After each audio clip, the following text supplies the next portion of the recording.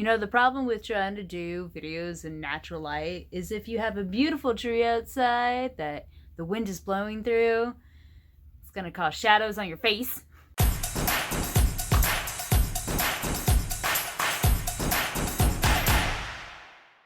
Hello everyone and welcome to my channel. I'm Ian Chaffin, author of a lot of books, sort of, and knower of things. And today I'm going to do my part 2 of my beta reader series. Oh yeah. So a few months back, like way back, I decided to do a video on beta reading.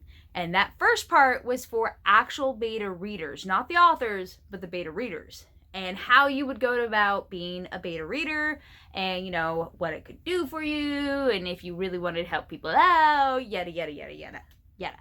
So, and looking back on it, I was actually rewatching it to figure out what I was gonna say in this one, and I kind of cringe at a few moments. I'm like, oh my god, am I really that terrible? Yeah, probably. I probably am. But that's not the point. The point is, I am back to do a beta reading episode for all of us writers and authors who may be like, I don't know what to do.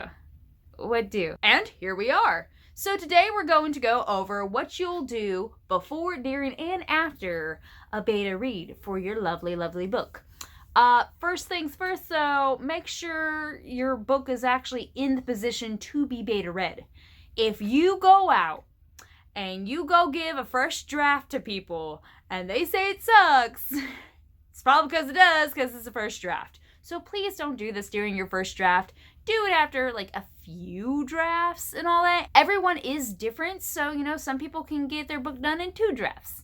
Lucky you. Some people have to have a lot of drafts, you know, like me in particular. I'm just saying. The best way to know is to look at your book and be like, if I had to publish it tomorrow, would I be okay with it?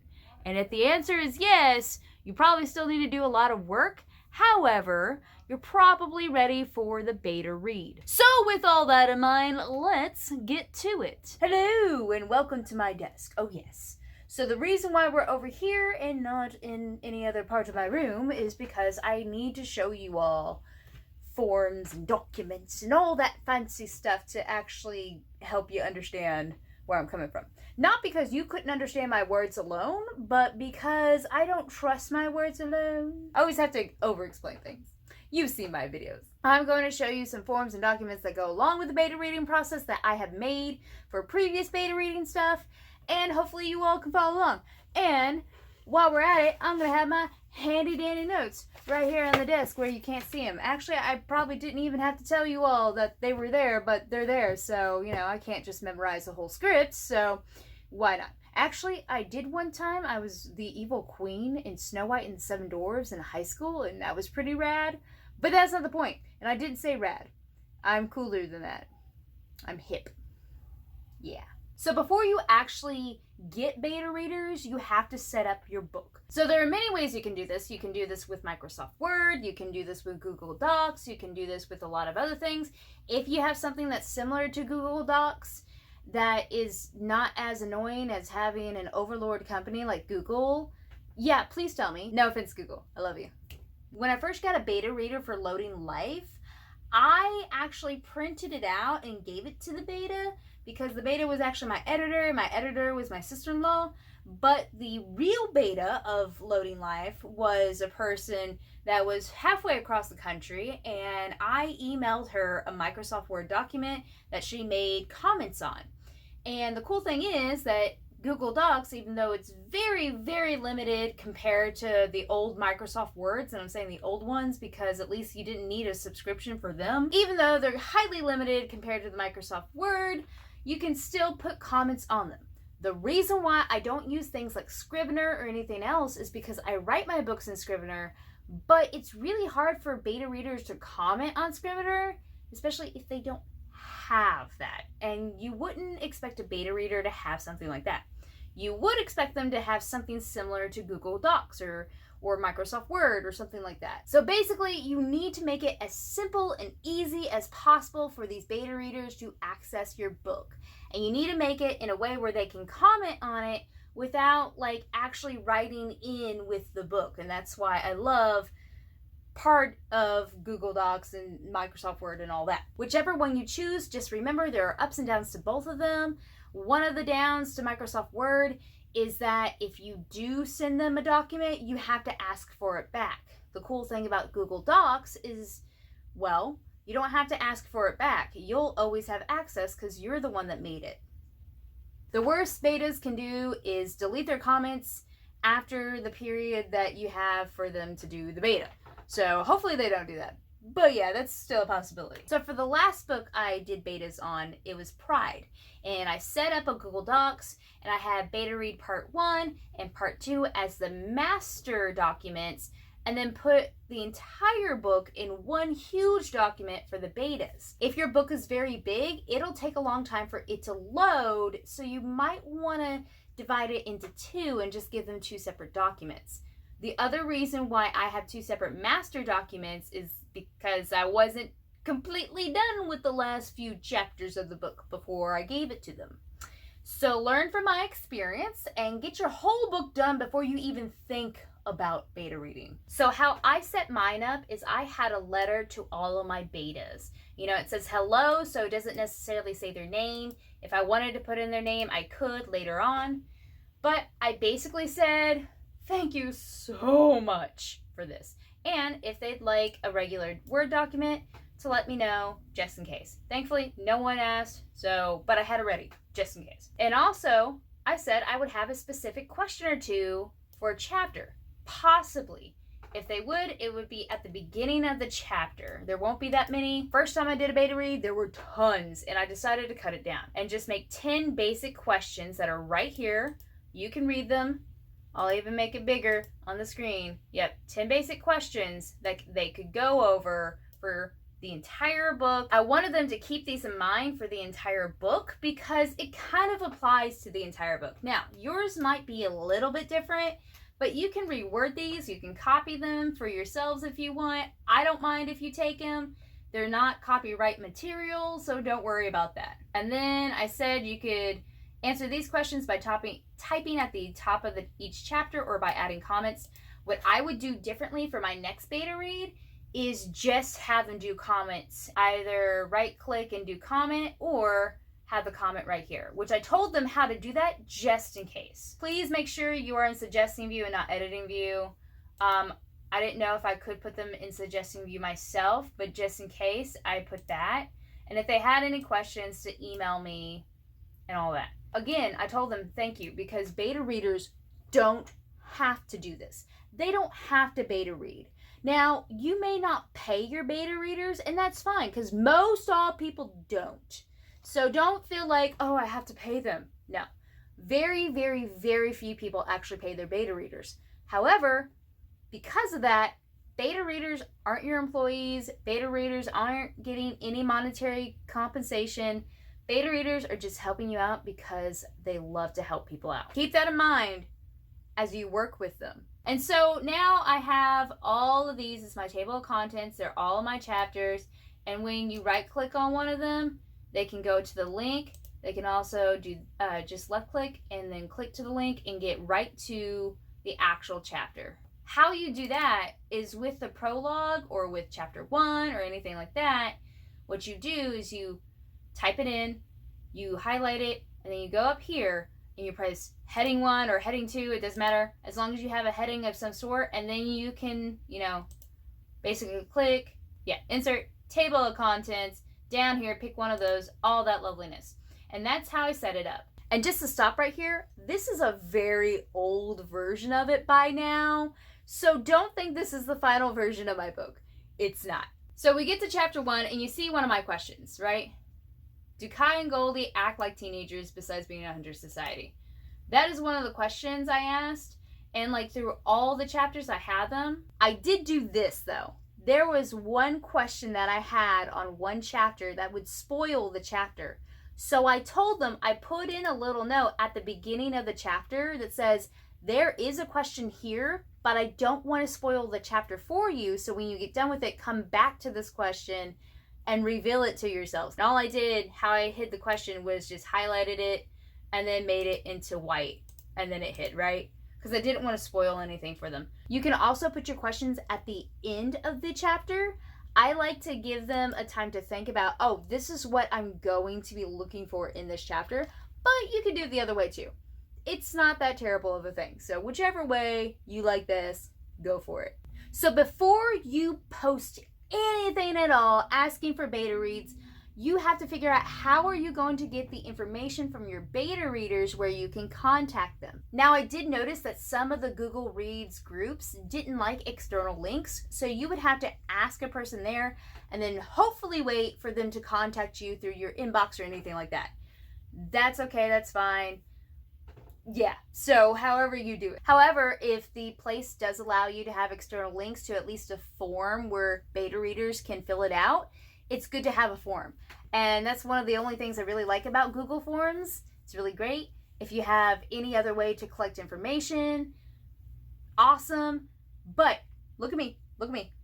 Do not collect their email addresses for the sole purpose of advertising to them later. If you have an email list, don't put their email on it unless you specifically ask, can I put you on my email list? If you do not ask and you put it on your email list, that is a very shady way to advertise. Don't do that.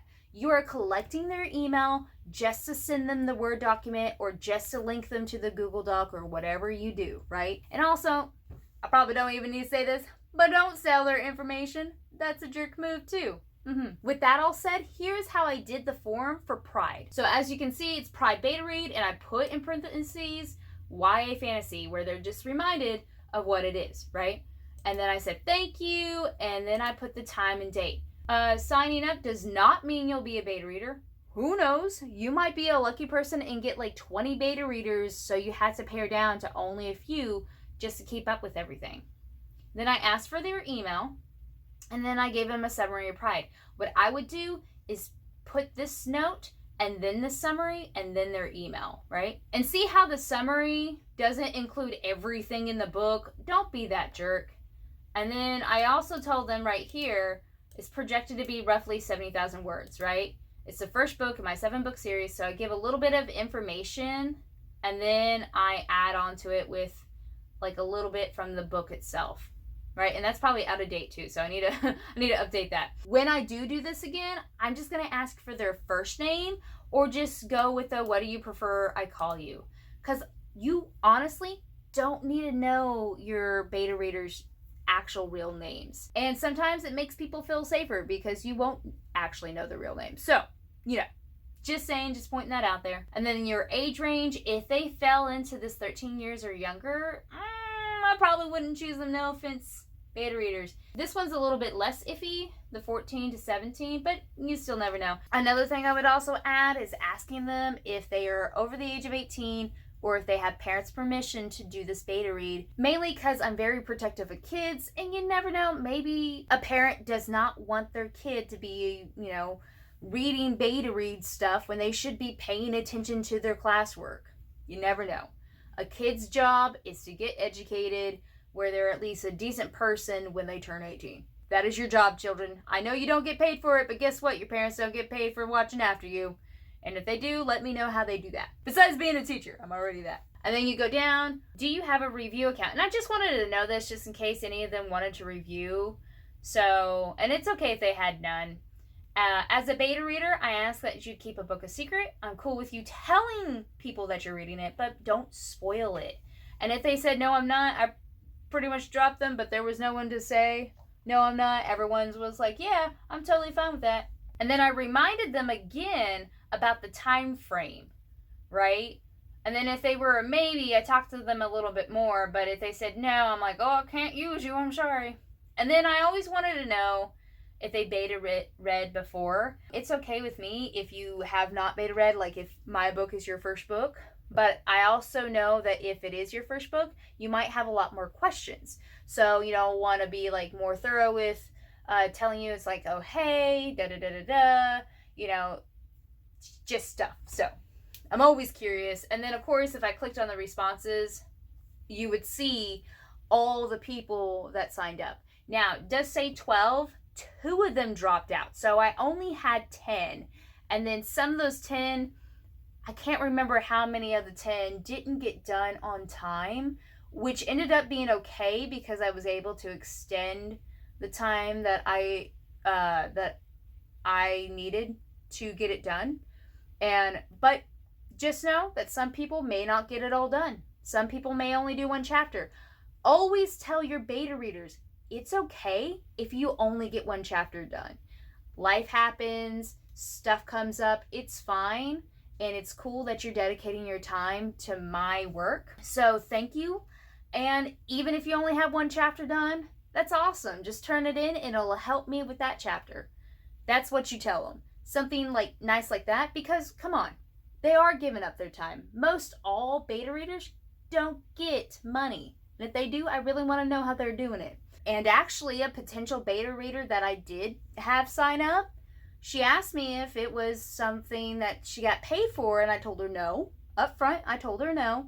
And she's like, oh, I'm sorry, I can't do it. And I'm like, totally fine. I don't know why she expected to get paid, but hey, at least she asked, and at least I was honest. So that's all that matters. Maybe she was an editor that was trying to pick up a little bit more money. You know, who knows? I don't know her. I don't know her life story. I don't really want to know unless it's something interesting I could put in a book later. But anyways, so in order to get the word out, what you need to do is you need to go on places like Goodreads or, Facebook or, something that has groups for betas and authors to meet. You can also post it on your social media, especially if you have an author-specific account. Totally do it, especially that. If you don't have an author-specific account, you might want to think of making one. Who knows? That's a different story though, but I'm just saying. So when you do post about it, you definitely need to say what genre it is and what the word count is. Now, some places, especially the groups and all that, they may not want you to give the whole summary out to people.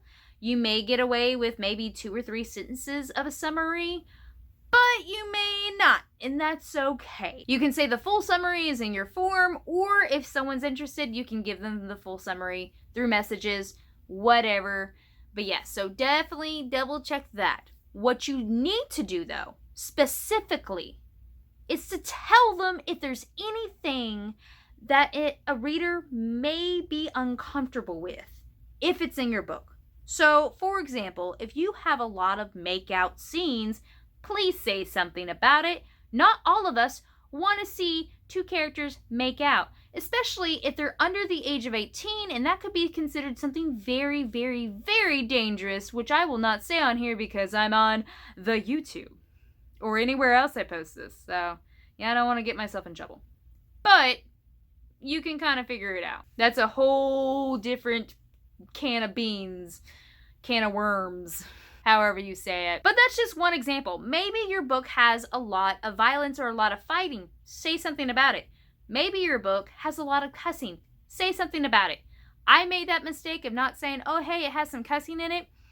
And there was a beta or 2 that got very uncomfortable with it. Not with Pride. It was with The Old Loading Life, and I have a video about that.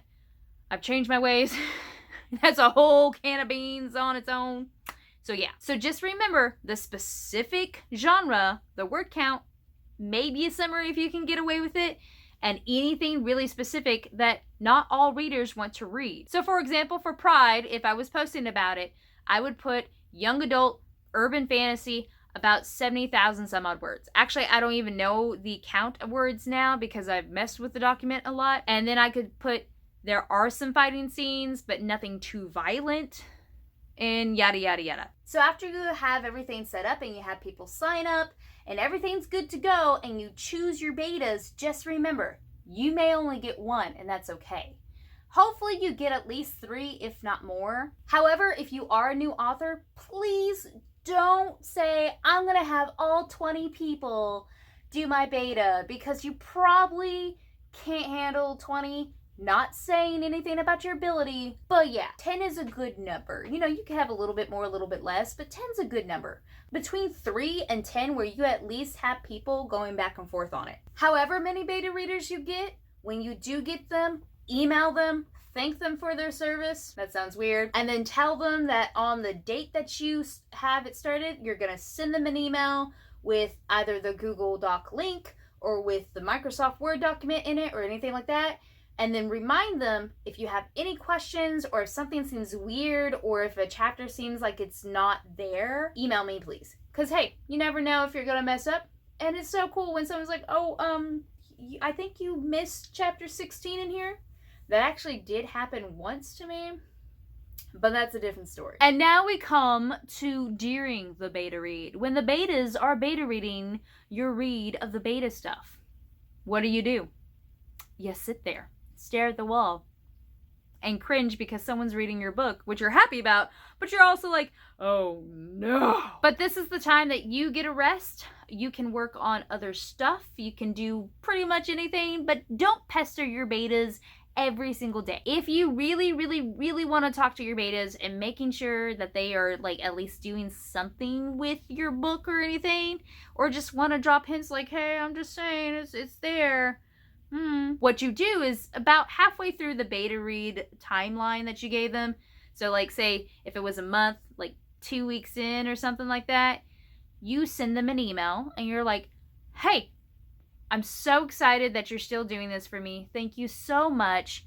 I just wanted to drop in and say that if you had anything, any questions, let me know. If anything has come up and you can't finish it, just let me know.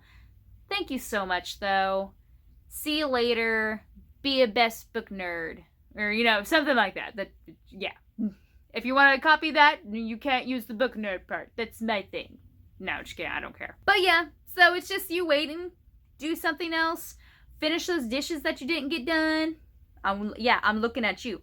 Finish that laundry you didn't get done. Again, looking at you. Whatever it is that you didn't get done, or if you have other writing projects, or if you need to like finish your dissertation or, actually complete high school, do those things. In the meantime, just saying, this is the beta's time to shine, chill, and just prepare yourself mentally for what's coming next. First things first, you're gonna go through the comments and you're gonna start making notes for yourself.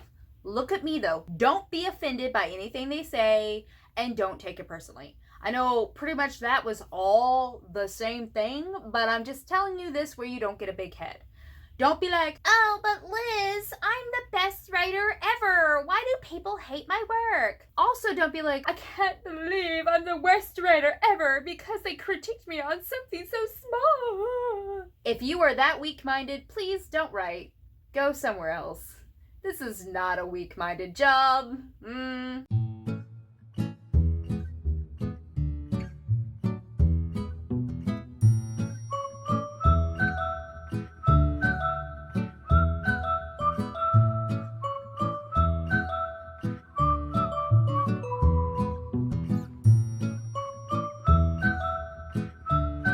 And again, I'm not trying to be mean. I'm just trying to be honest.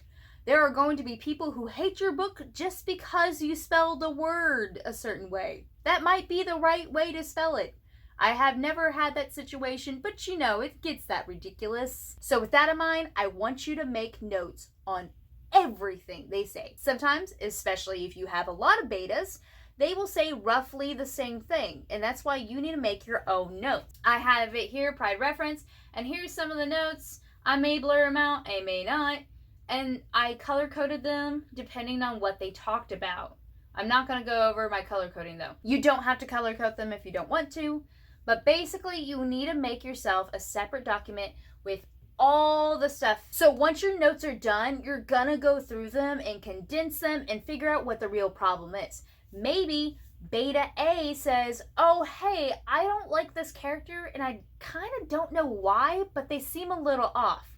But then beta B and beta C say, this character seems weird because he just breathes heavily every time he comes in, even when he's not on a run. That did not happen to me. So even though one beta reader might not be able to explain everything or might have one point of view on something, to see all the beta readers, and hopefully you have a good number, it really helps you create a very well-defined picture of how readers who are not writing your book read your book. Because remember, you're the writer. You know everything there is about your world, or at least know enough to write a book, right? You see the connections, you do all that, and sometimes we over-explain things or under-explain things to readers.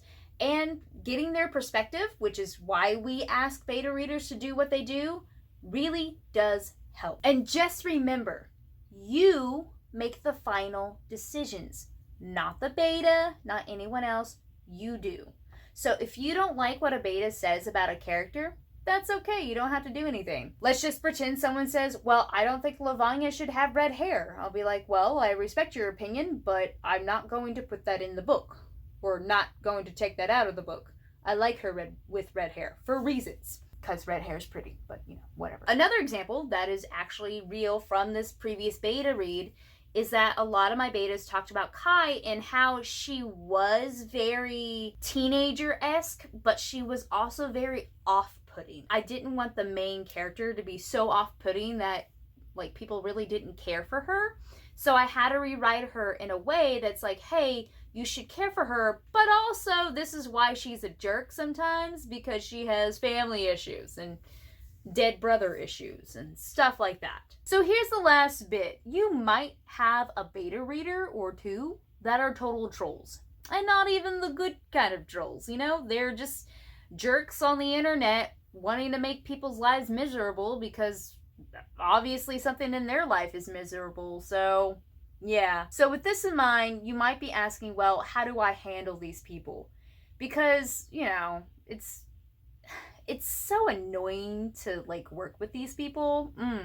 But guess what? You don't have to work with them because it's your book. Now, don't get it into your mind that just because someone gives you constructive criticism or says something that they can't explain, like, I don't know why I don't like your character, but he's a jerk, that is no reason to put them on a ban list. That is no reason to say, well, you're just a hater, because they might actually have something very interesting that you might have to actually listen to get your book to be the best it can be. Don't be a jerk like that. In fact, if you do run into trolls, you don't even have to say anything to them. I rewatched my other beta video and I kind of cringed at when I went off on this one person that no one knows about. I didn't dox him. I didn't do anything stupid like that. All I did was rant about the time that this person, this beta, was like, anyone can get this information, so why did you even try? Kind of like that, right? I didn't even say anything to them. What I did, though, was I created a beta reader ban list.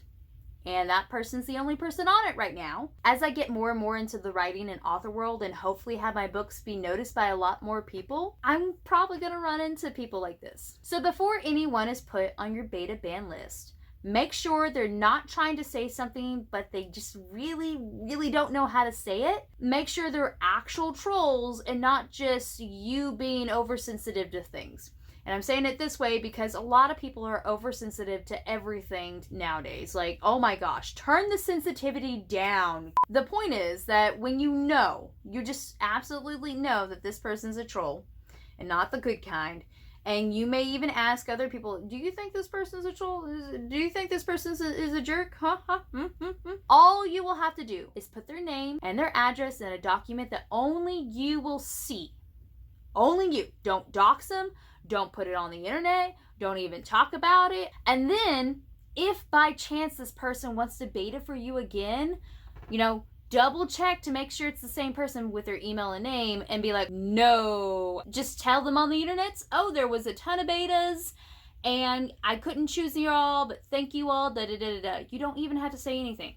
Nothing at all. You don't have to talk to people who are jerks to you. You do know this, right? So I hope this video helps you all figure out what you're gonna do during your beta reads. And remember, it's not the end of the world if someone doesn't like your book. That's what I have to tell myself every single day. I want to give a big thank you to Writer Wendon. Thank you, Writer Wendon, for subscribing, and I'll see y'all later, alligators.